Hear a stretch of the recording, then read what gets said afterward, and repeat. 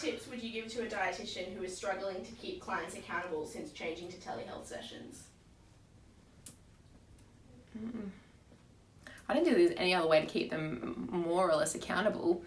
Maybe it's the weighing. This is the only thing I can think of if you're looking at weight management, or it's that person-person contact.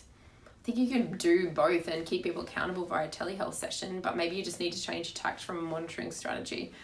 So if they are looking at weight loss and that's one of the primary conversations that you're having, then just make sure that they're weighing themselves and they're telling you what that is. Or if it's food diaries that you're not getting, make sure they give them to you. I think you just need to be a little bit more smart.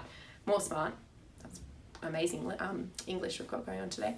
You just need to be a little bit smarter with how you collect information to ensure that they're still staying accountable. What should businesses do in order to better support the mental health of their staff?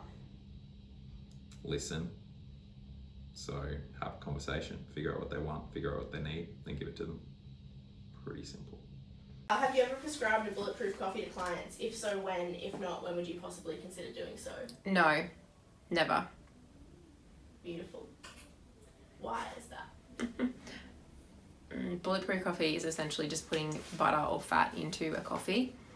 Caffeine would only be really linked therapeutically for performance. If I put fat in that, unless that person is already in a ketogenic diet or they're trying to fat adapt to enhance performance, I might consider it, but I'd be going through so many other strategies before I even consider advising them to put fat into their coffee.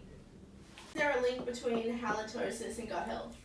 Sometimes it's linked more so to gastritis, which is not necessarily gut health.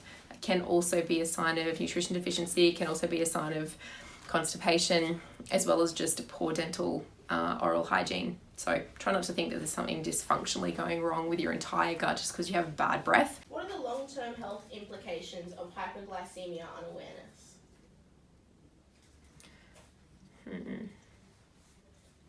It's not a real common thing. And in terms of a long-term health complication, there really isn't that many unless people are having hypos and over-treating, putting on weight, rebounding. Again, it's not really common. I would be more concerned that their awareness of their blood glucose levels is slightly compromised, and if that's the case, they're probably either running way too low for too long or they're also running too high. That can certainly be retrained, but there's not really a lot of long-term consequences of hypo unawareness specifically. Why does everything change with age? That would be my first port of call. Why do taste preferences change? It's just a symptom and a sign of aging. Sometimes it can be a sign that there is something wrong.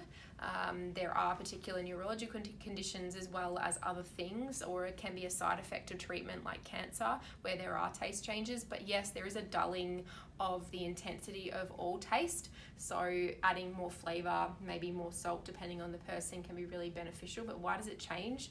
Again, just age, cellular replication and decline in functions in all systems. It's just the body actually just becoming less efficient and getting a little bit older and everything else kind of dulling down. What ways have you kept yourself accountable to do regular PD, to doing regular PD? My clients, you guys, this DL, lots of different ways, including myself.